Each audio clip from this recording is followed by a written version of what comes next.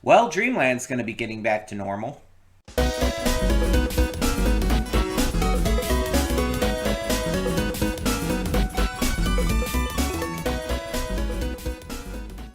Before we get to today's video, I want to take a moment to talk about Patreon. That's right, we are on Patreon now, and we have a bunch of tiers with a bunch of great rewards. You can subscribe and get things like early access to all reactions, depending on your tier, depends on which reactions you get early access to. You can vote on polls exclusive to patrons that will help determine future reaction series and more.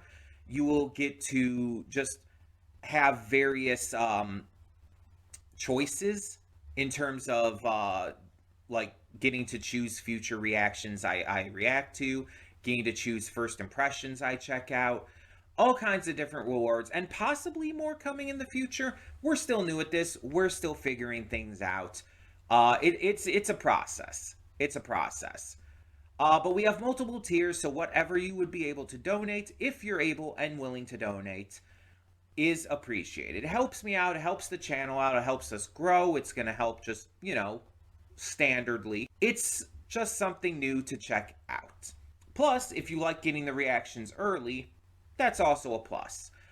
But it is optional. If you're unable to do it, that's completely fine. All reactions will come to YouTube just a little bit later, a week later or so.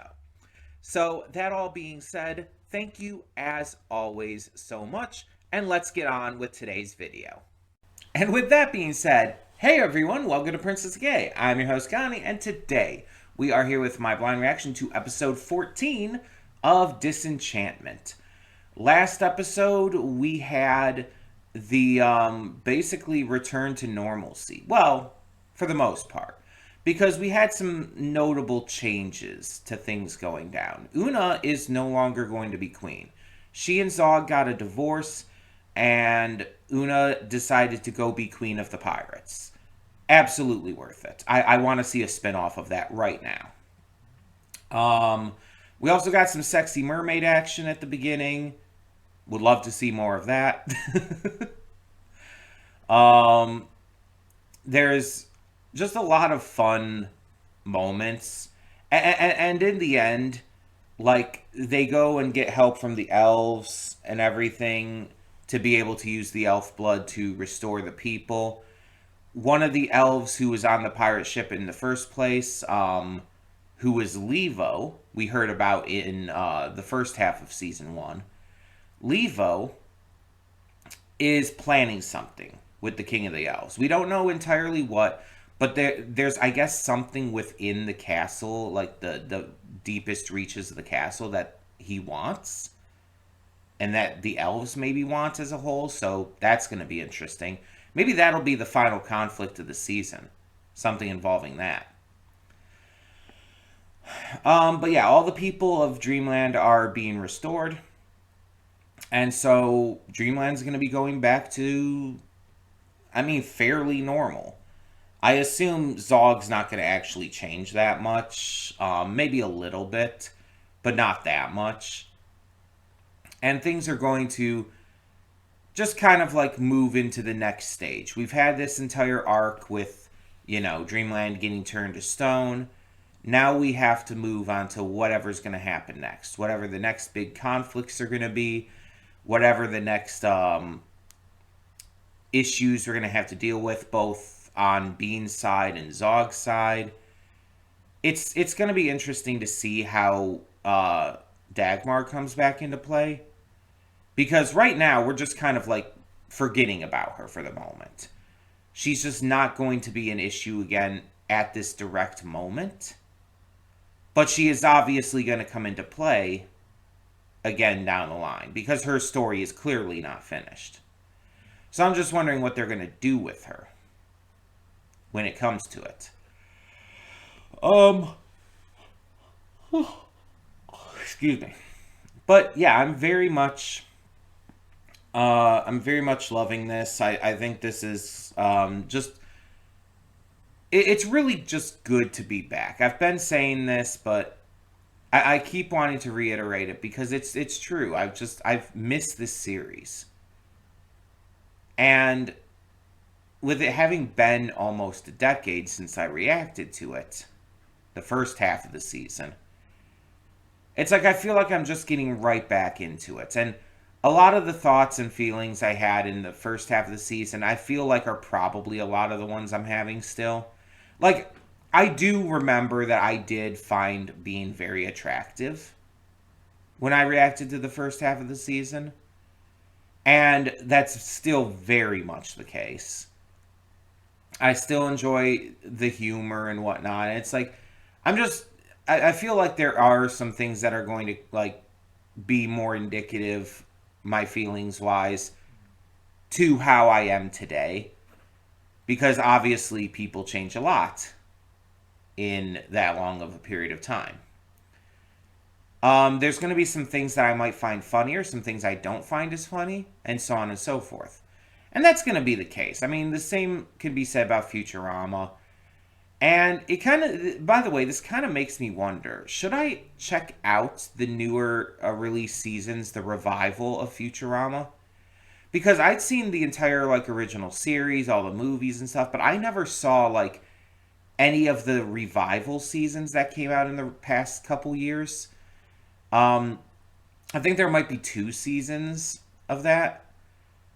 And I was kind of wary of it because at first it wasn't clear if all the VAs were going to be returning. But then there was also the issue of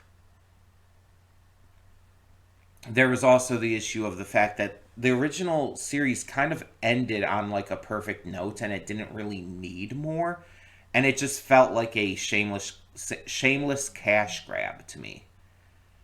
It didn't feel very authentic. And so I'm worried that they're just going to try to make like hyper relevant commentary, which sounds fine on the surface, but when that's all that they do, it kind of ends up feeling forced. And I don't want them to just delve too much into that. Like, I don't know. Maybe that's just me. Maybe it's just my own worries. I mean, it's not like I don't know. I have a lot of other stuff I can still get to and get back to, so I'm not in a rush to get to another new show that I'll probably put on hold for a long time after I get to a certain point. Knowing me, um, if I do check it out, it'll be maybe sometime in the future, unless someone ends up requesting it as a donation reward or a Patreon reward or something. We'll see. We'll see. But for now, I think we should just get into this episode and see what we have in store. So let's check it out. Hold up just a sec. Before you click that link down in the description below to get to today's video, I want to remind you of all the awesome content we have both on this channel and the Princess of Gaming channel. Let's check it out.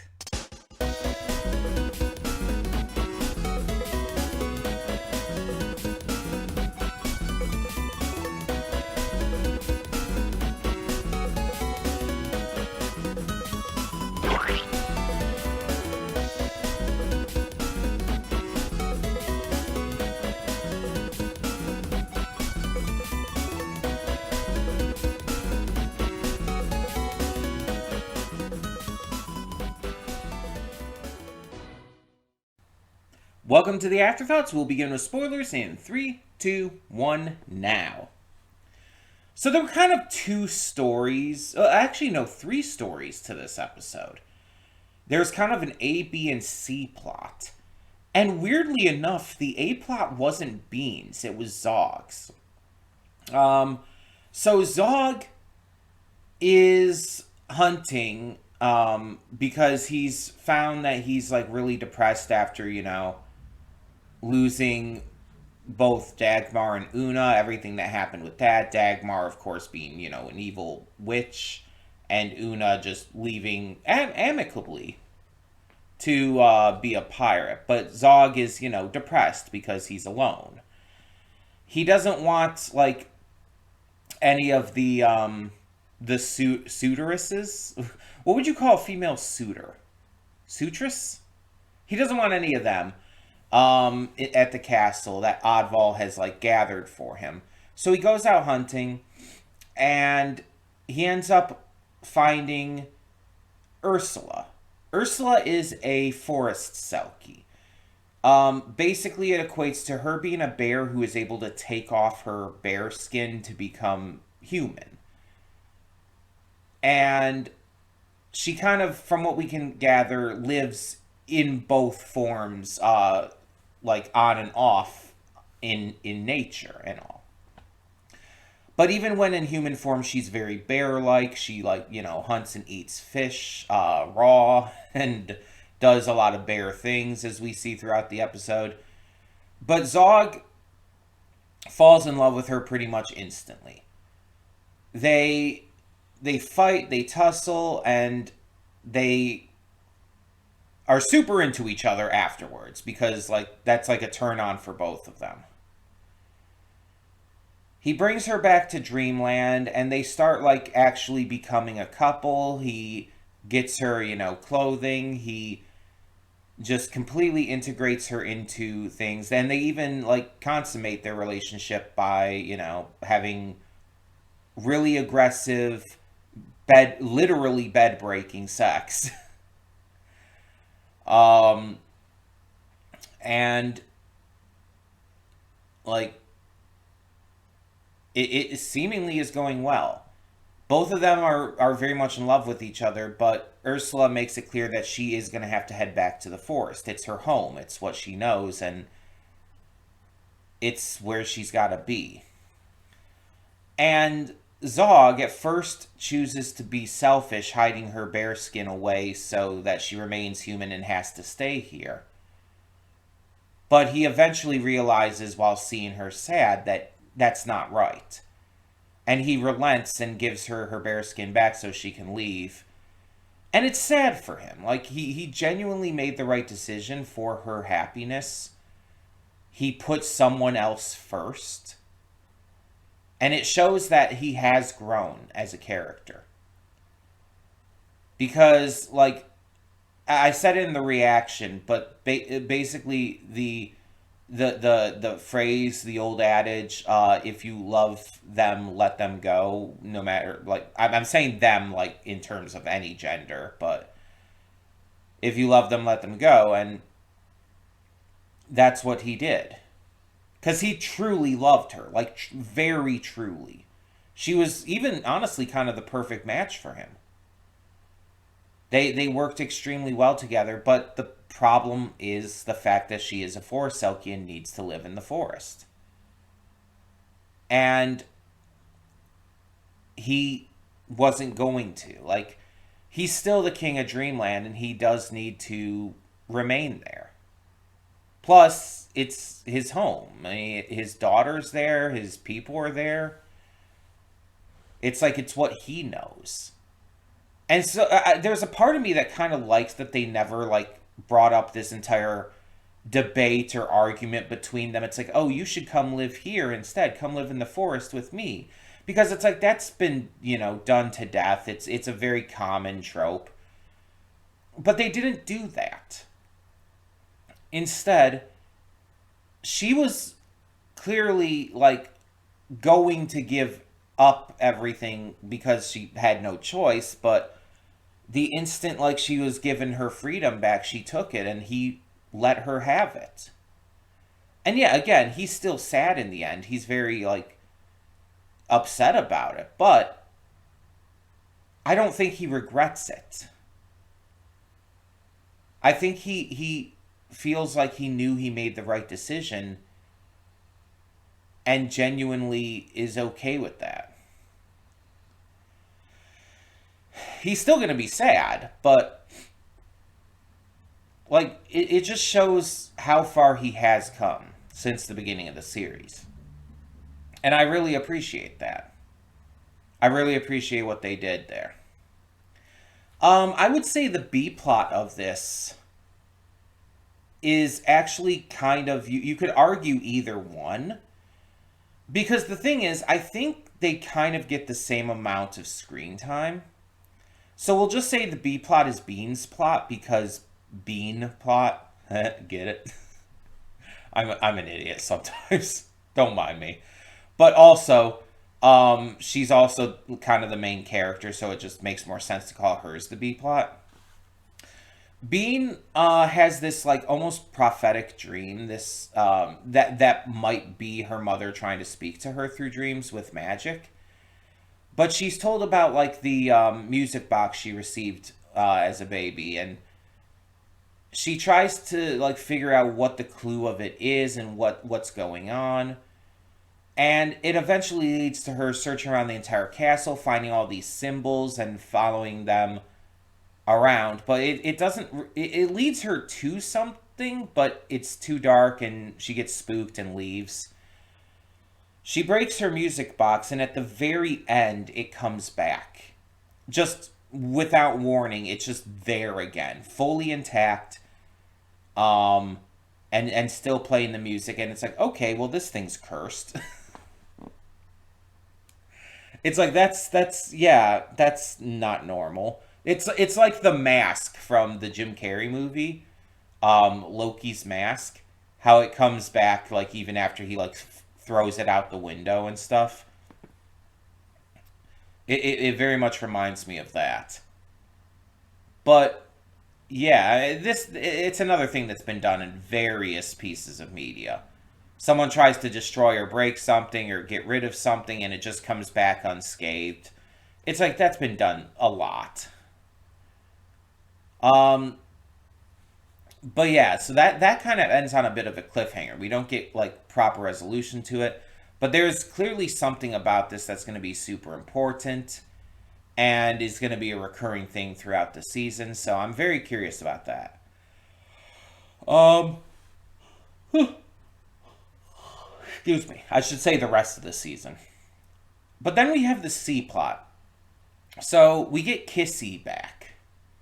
While going through the elf village within Dreamland, we meet Kissy again, and although Elfo seems like he's trying to get back together with her, instead we see that Lucy flirts with her and starts dating her. And throughout the episode, we see them together, and she's into him because he's a bad boy, and he's just kind of into the attention. Elfo is jealous the entire time, trying to like tear them apart, but not really being good at that.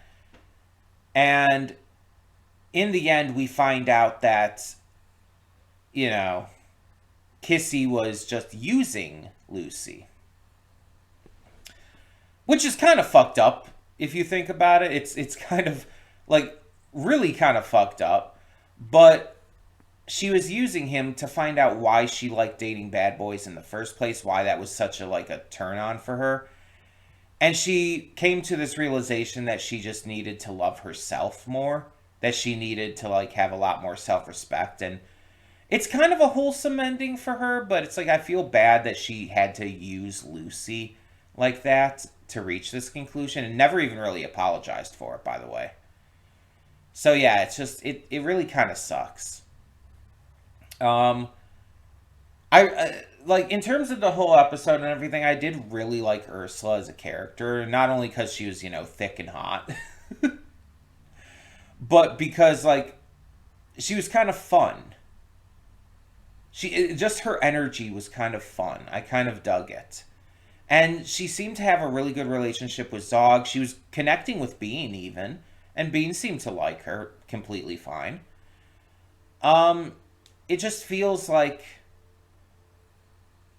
it just feels like they set up a really great love interest that was never going to work out, and it sucks. It sucks. But I wonder if this is going to lead Zog to having kind of a similar revelation as Kissy did. Um, to where he's going to realize he needs to learn self-love and everything before he can even begin to get with someone else. He needs to find happiness within his own company, basically. I wonder if it's going to lead to that. And maybe down the line he could get back together with her. Maybe he could get together with someone else. Who knows? But yeah, I think it might be leading in that direction. Um, it seems to be like at least through two of the plots a possible connection. Bean's not so much, but I don't know. Maybe there could be some connection there, and maybe that's why Bean wasn't figuring anything out. I don't know why that would be the connection, but maybe. So I'm actually surprised we're getting more Dagmar stuff. I mean, I understand like Bean is still thinking about that, but if this is actually Dagmar like sending some kind of like psychic message through, and like she's just gonna continue to be an ongoing thing, I'm not opposed to that. I'm a little surprised because I thought they like if they're going to focus on other stuff, they would hold off on bringing her back into the picture, at least for now. But I guess maybe I was wrong. Of course, maybe it is just a dream thing, and maybe Bean's just crazy or something. I don't know.